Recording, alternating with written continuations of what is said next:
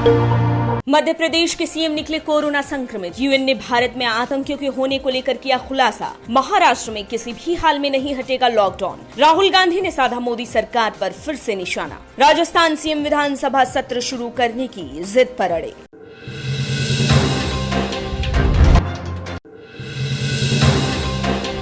मध्य प्रदेश में कोरोना संक्रमण के मामले तेजी से बढ़ रहे हैं। ऐसे में गुरुवार को मध्य प्रदेश की राजधानी भोपाल में 10 दिनों का लॉकडाउन लगा दिया गया है। ऐसे में एक बुरी खबर राज्य की जनता के लिए सामने आई है। मध्य प्रदेश के सीएम शिवराज सिंह चौहान पाए गए हैं कोरोना संक्रमित। उज्जैन महाकाल मंदिर में उनकी सलामती के लिए किया जा रहा है यज्ञ।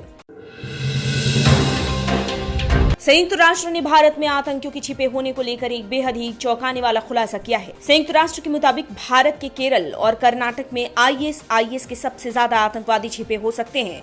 यूएन ने कहा कि आतंकी संगठन भारत पर हमला करने की प्लानिंग कर रहा है। दोनों राज्यों में करीब 200 आतंकियों के होने का किया गया खुलासा। महाराष्ट्र में कोरोना संक्रमण को देखते हुए सीएम उद्धव ठाकरे ने फिर से 31 जुलाई तक लॉकडाउन की घोषणा की थी, लेकिन आर्थिक मोर्चे पर परेशानी झेल रही जनता से कहा कि केवल अर्थव्यवस्था के बारे में नहीं सोचा जा सकता है। कोरोना एक वैश्विक युद्ध है और लॉकडाउन को एक बार खोलकर फिर लगाया नहीं जा सकता, इसलिए चरणबद्ध तरीके से खोला जाएगा लॉकडाउन। अयोध्या में बनने वाले भव्य राम मंदिर के नींव डालने से पहले खुद यूपी के मुख्यमंत्री योगी आदित्यनाथ तैयारियों का जायजा लेने अयोध्या पहुंचे। रामलला के दर्शन करने के बाद बोले, अयोध्या में 500 सालों बाद ये शुभ मुहूर्त आने वाला है। लगातार हर मंदिर में 3 दिनों तक होगा अखंड रामायण पाठ। साथ ही कोरोना के लिए जारी गाइडलाइन का पालन करने के दिए निर्देश।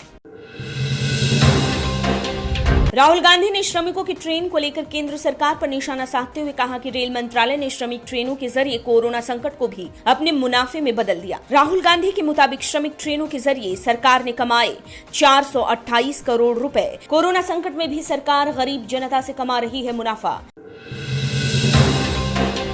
राजस्थान के सीएम अशोक गहलोत किसी भी हाल में पायलट खेमे के आगे झुकने को तैयार नहीं है। 19 विधायकों के अयोग्य करार देने के बाद, सदन से बाहर का रास्ता दिखाने के बाद फिलहाल विधायकों की याचिका पर मामला सुप्रीम कोर्ट में चल रहा है। लेकिन बावजूद गहलोत खेमे में मौजूद हैं 103 विधायक, जिस कारण उनकी सरकार पर मंडराने वाला खतरा टल चुका है। इस दौरान सीएम गहलोत लगातार कर रहे हैं विधानसभा सत्र शुरू करने की मांग।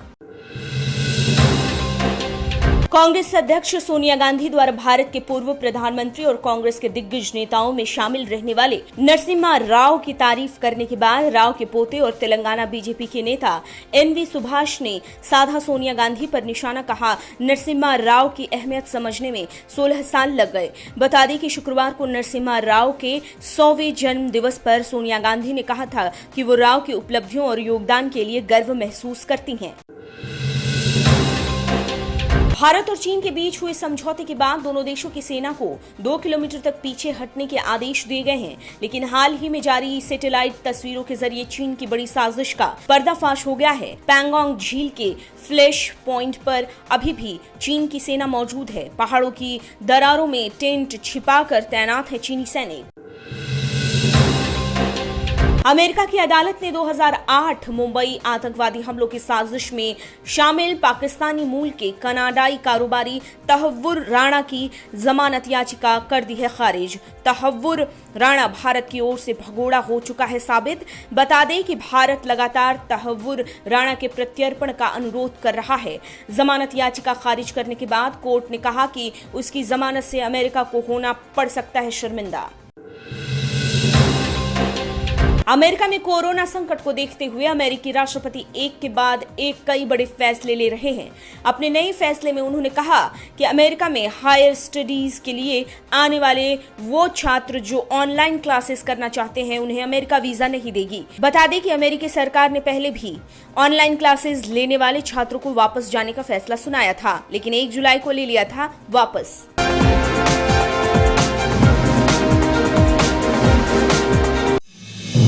आप देख रहे हैं नेट्रिक न्यूज, साहस सच कहने का।